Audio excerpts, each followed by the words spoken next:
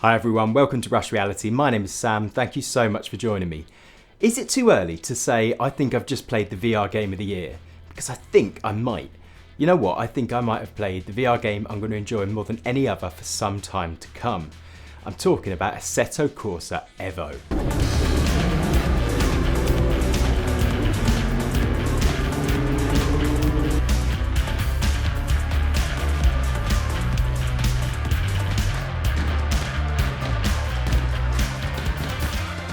Now, Assetto Corsa Evo is an early access game. It's an early access game launching without the majority of the features. And it's so early in that early access that all of the features it's launched with are riddled with bugs and issues.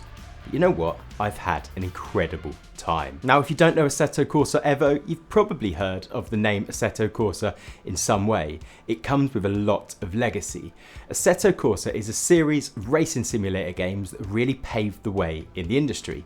The original Assetto Corsa released decades ago and is still absolutely fantastic to play nowadays. And then you've got Assetto Corsa Competizione that came out in 2019, is focused in GT3 and GT4 racing and has been one of the racing games that I've played more than any other.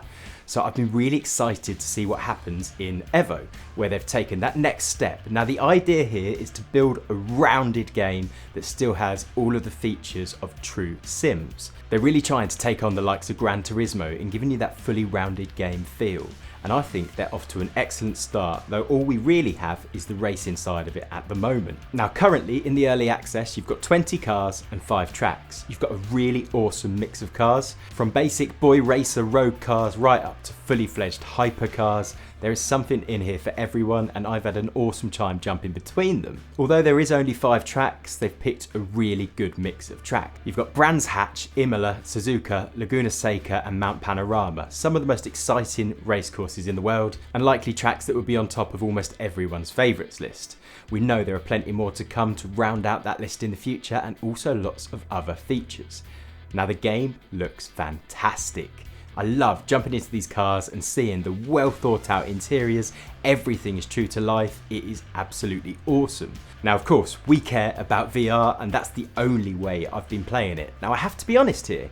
The VR sentiment across the internet has been mixed. Some people are really upset about the performance they're getting out of this game.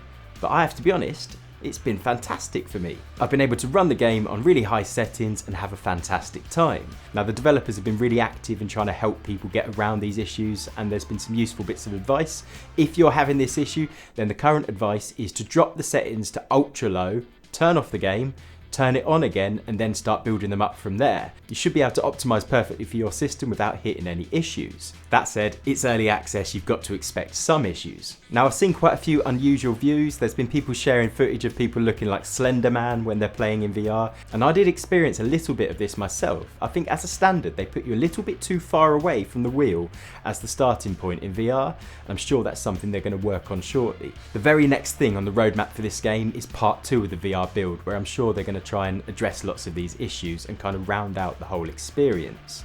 For now though, there is a lot of things you can do. For example, I've just realised that you can use the arrow keys to recenter your view when you're sitting in the car. If you feel it's a little bit too far back and you're getting those long spaghetti arms, just press the forward arrow key a couple of times and you'll move forwards. It's not a perfect system because the VR HUD kind of stays where it is and you find yourself needing to glance back to see the rev counter, but it does position you really nicely to see the interior of the car and you end up relying on that HUD a little bit more. That said, I didn't get quite the same Slender Man effect myself and I'm quite happy just jumping into it as it is. There's also been quite a few bugs with FSR. I've jumped into a few races and there's real scattery blurriness all over the area. As soon as you turn off FSR, that corrects itself. Now they're working on this and you should be able to run it with FSR, and I've had some races that have worked fine, and in fact it does look best with this.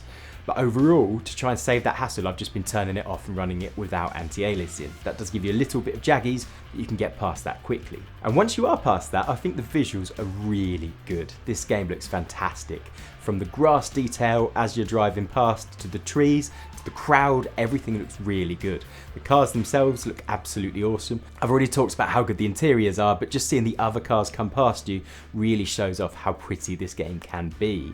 And I'm sure it's only going to get better over time. The driving experience is absolutely awesome. The cars feel great. You get so much feedback from the road. It is really easy to control your car. I'm managing to control power slides all over the place and just have an absolutely fantastic time. That's what really makes or breaks the experience in a game like this, and if they get that right, that really is the foundations for an awesome game.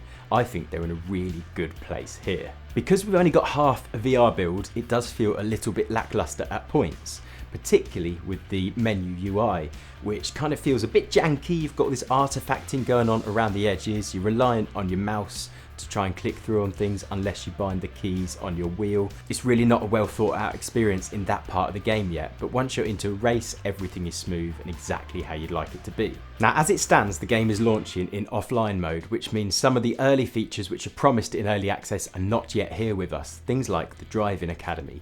I am really looking forward to the Driving Academy. I love sim racing games, but I'm actually not the best sim racer in the world, and I would like to adapt my play a little bit and move on a bit. So what they've done is they've introduced a driving academy similar to what you see in Gran Turismo, where you earn licenses for different classes of race car. That means that you really get tested and you're able to develop as a player. I'm looking forward to that. You've also got an economy in the game which will help you grind towards customizing your cars. Some people won't like that. They will just want to jump in and have everything open to them from the off, like some other VR games have done in the past. But personally, I really like this. I'm looking forward to the game encouraging me to play more because I want to progress and I want to kind of push myself a little bit, and I think that kind of setup will really help me do that and hopefully help me develop my skills as a player. What's left to come for the game is where things get really exciting. So multiplayer will be coming shortly, and that is where the game will really be able to shine. I really hope they land the multiplayer experience well. That is something that's been make or break for me in other sim racing games. Take iRacing for example, that is absolutely lauded for his multiplayer experience, but the rest of the game feels lackluster to me. Then you've got Automobilista 2, which plays really well, looks fantastic in VR and runs really well, but the multiplayer experience can be painful. Really hard to navigate between races, no real long-term tracking of your performance, and it just feels a little bit half-assed. I'm hoping this game brings together those two halves to make one complete experience. One of the features which is due to come, which most excites me for this game, is the free roam mode.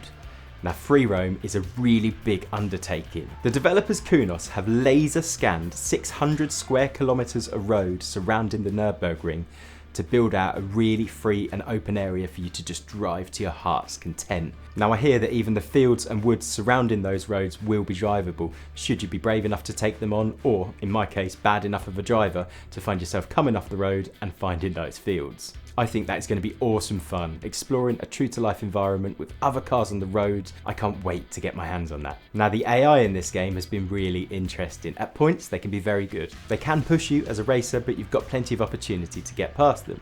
However, I have experienced plenty of times where it's been inconsistent and frankly, a little bit crazy. Some races have started with them ploughing into me straight away, causing me to need to restart to have a reasonable experience.